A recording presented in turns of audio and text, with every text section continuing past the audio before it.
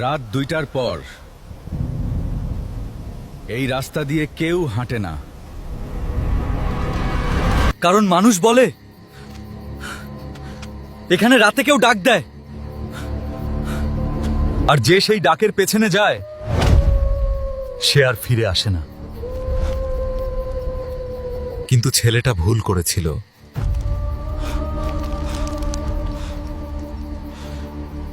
জুতাটা ছোঁয়ার সাথেই যাই সবকিছু বদলে গেল, সবকিছু বদলে গেল। পারলো তো কেউ তাকে দেখছে,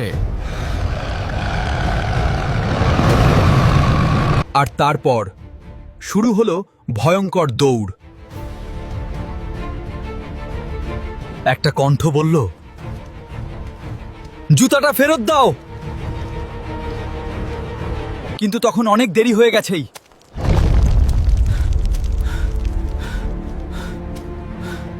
সেই রাতের পর পুরো গ্রাম আতঙ্কে কাঁপতে শুরু করলো, কারণ প্রতি রাতেই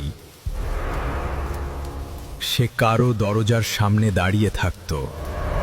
আর যে দরজা খুলতো সে আর বাঁচত না, কারণ ছেলেটার শরীরে ঢুকে গিয়েছিল অন্য কিছু।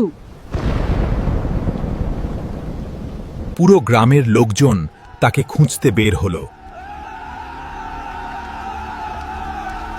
সে অনেক চেষ্টা করলো, কিন্তু জুতাটা যেন তার আত্মাকেই আটকে ফেলেছিল, কারণ অভিশাপটা এখন তাকে নিজের করে নিয়েছে।